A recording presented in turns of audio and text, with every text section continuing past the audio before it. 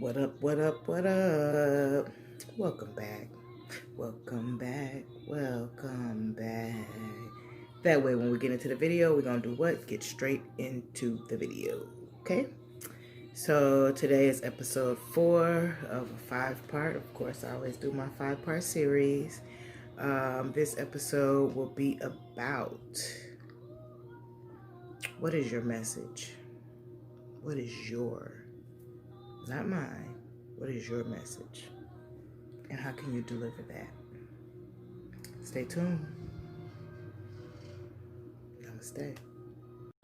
So if you flip up or slip up or start acting different, don't complain for shit if she start acting distant. Cause pain is a thing that affects how we living. Depression is real, but no fucks are given. These niggas are tripping, fucking with women, but women ain't different, they creeping on men. Woman to woman, I feel you, I promise, but don't be so quick to just let people in. Advice from a broken heart. 6 years living in the dark, loving hard, being torn apart, trying to stay afloat without Noah's Ark. It can be a cold, cold world, ain't it? That's why I found my peace right inside the art. You gotta find peace within yourself, so you can be the one that'll heal your heart. So tell me what's real, so tell me what's real. Just tell me what's real, just tell me what's real. All right. Welcome back. Thank you for joining me again. Let's get started. Today, I want you to consider this. Are you alive? Or are you living? Are you manifesting and grinding, or are you merely just moving?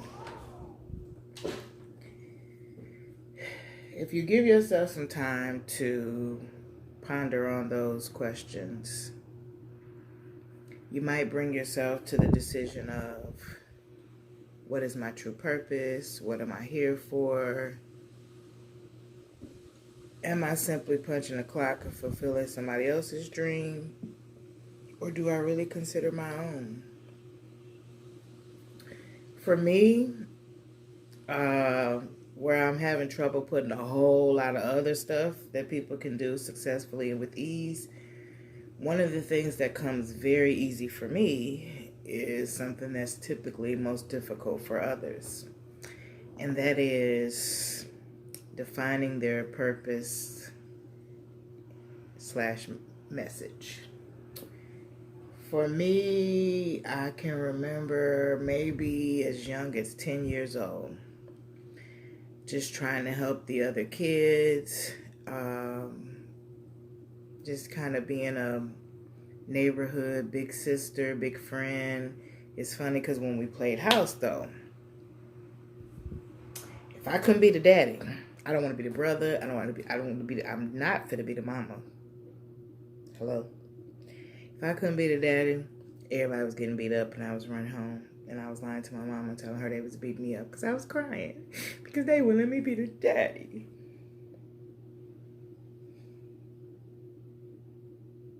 I'm going to have to process that a little further tonight. Anyway. So at the age of 11, probably 10, 11, I started being the babysitter. Even though that's not illegal until you're, 13, 14? Yeah. And at the age of 13, in my babysitting gig, I was babysitting a family of 5. And that's when we had to do our first hotline call because the dad was having sex with all 5 of his daughters. And the mom actually got mad and retaliated on my mom because we called it in. Imagine that. So everybody says that's kind of my unofficial introduction into the social services realm, which my mother always told me to stay away from. She said it's too much emotions and not enough money. In so many ways, she was so right. But had I taken the mind of an entrepreneur at a young age, I think I could have proved her wrong. However, I was a single teen mom, so my goals and dreams went to the back burner temporarily. However, when I took that first job at 18 at a home for disabled youth and adults, and I actually ended up with the adults, and they put me with this guy who had recently broken someone's nose, someone's wrist. And the first thing they do when you start a job like that, they think it's for your safety, so you can know, the potential behaviors or dangers you risk working with these individuals. So they bring you this big old, I don't even have nothing like it, binder about this big, full of everything the individual has ever done bad and all their negative history, blah, blah, blah, blah, blah. The only thing that I was able to attain from the book that I didn't read, I don't know if I was honest to them then, but I'm honest now, was the fact that he was badly beaten as an infant, and he was dropped off on the stairs of that facility as an infant. So that's all I needed to know. And I approached him anew, treated him like a human, respect for him, and I always love what I do for people. It comes so natural because I know that I'm a servant leader and I love it, and that's why I say, that's a blessing to me, because a lot of people don't really know what their purpose is, and I knew right away and always know. And the more people I'm helping and the more things I'm able to do, the better I feel. And that's why I'm trying to take my message, I am about to take my message globally. I've always wanted to do missions work. I've always wanted to help overseas. And I know that I'm getting ready to do these motivational speeches. I'm going to be doing my couples retreats. 1 second. Going to be real, living out my message. But that's me. So what about you? How you come to it is the thing that you can't hold in. The thing that you're most passionate about. Like for me, it's children. I've been hit several times by females expressing how I feel to protect children. I'm a child advocate. Everybody knows. If you want to cross me, if you want to lose me, if you want to be mad at me, let's have a deep, dark discussion about children. People can tell me the child flew an airplane into the house, and I'm still going to be looking at the reflection of the parents and the parenting and the environment, and I'm going to assess a whole lot of factors before you get me to say anything negative about the child. And I probably will never say anything negative about the child. I'll just say the negative impact of the situation that the child's been forced to be in. You cannot talk me down. When people say your soapbox, oh my God, that is a soapbox topic for me. I'm already running. So find that thing. Find that, what do you have so passionate in you that you can't stop talking about it, that you risk losing things because of it, that you've always wanted to do, but you feel like you don't have the time or the resources to do. That is your passion. And your passion has to push your message. Ill-prepared, half-assed, some would even say. This 2020 horrific pandemic has let me put parenting book out, unedited. I didn't even say that right, unedited. My autobiography that I've talked about for 20 years, again, unedited. But guess what? I did it. Starting YouTube. Wish I would have started this 10 years. Oh my goodness. I would be a trillionaire if I started 10 years ago. But present day. So when we look back, and I'm thinking about doing a time capsule and burying it somewhere. When we look back on 2020, at least be able to say, you found your purpose. You built your message. and then you decide on delivery. Episode 5, the 5th episode in this series, is going to be about that. How to best deliver your message to be heard, one. And if you want to learn to be monetized, paid for your message, not just YouTube, not just public speaking, there's multiple avenues. I will touch on that in episode 5. One thing that I want to end with, about to take this off, but y'all don't want to see what's under there. I had it on when I ran to the store, and I thought, let me go ahead and make these videos before I get comfortable. Breath work. I'm not sure if I'm going to do it here or on my meditation channel. I'm definitely going to do it on my meditation channel, but I may also drop it here. But there is a whole foundation behind breathing.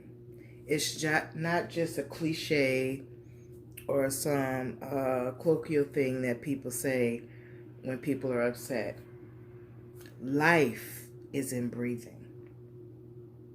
Humans breathe, what, 3 or 4 times a minute? Humans breathe a fourth of as many times as a dog, and they live 70 to 80 years.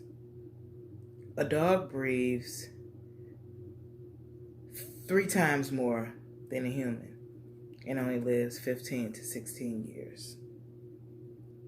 That right there should sell you on breath work. But from there, the power of your breathing is what can help you manifest all the things we've talked about so far. The law of attraction, the mantras, the affirmations, everything has to be done around breathing. Right now I'm learning from my master mentor, Shakshana, about breathing to lose weight, the belly fat. There's a certain repetition you do for that. 4 in, hold it for 12, out for 8. I'm going to practice it and master it, and then I'm going to present that, like I said, on my meditation channel and maybe here too. But just remember, while you're doing these things, your affirmation, your mantras, your meditation, be open to the world, be open to the universe when you meditate, okay? That's important. Arms, hands cupped, down by your knees. If you can't sit with your legs crossed like I am now, you can't see that, put your feet flat on the floor so you're at your center. Once you get to your center, begin your breath work, begin your affirmations, begin your mantras, and then you sit and meditate and let the universe talk back to you. Something else I'm going to focus on, the power of that third eye. Again, that's something I'm learning to master myself. So, go away from this, get you a pen and paper. You could call it a mini vision board. And I challenge you now to identify what your purpose and message is. Leave it in the comments below. Let's talk about it. Love, peace, hair grease. Like, comment, subscribe. Hit the notification bell for me, please. Tell a friend to tell a friend. And stay tuned for episode 5. Namaste.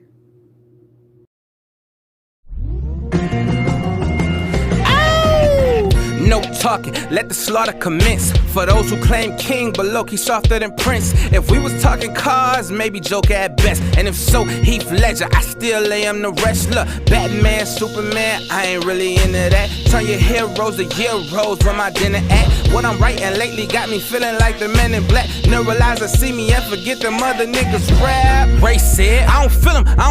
I heard boom, yeah. That mean kill kill him, that mean kill him. I'm allergic to fake. I can tell who been a drillin', and the shit I write sick. Sky's the limit, penicillin. The ignorant won't get it, so just tell them never mind. I'm using live bait, I hope you catching every line. I use her for her funds until God better mine. Keep calm, I'm just playing, that's the Kevin Federline. Word to Britney, off the top, I'm crazy. And these niggas writing solid fives, maybe. Just trying to be mentioned with Nas, Pac, and Jay-Z. For rap, far stacks, I'll take Diddy or baby. But money come and go, homeboy, that ain't my focus. Just trying to get your flow that came from Mary and Joseph.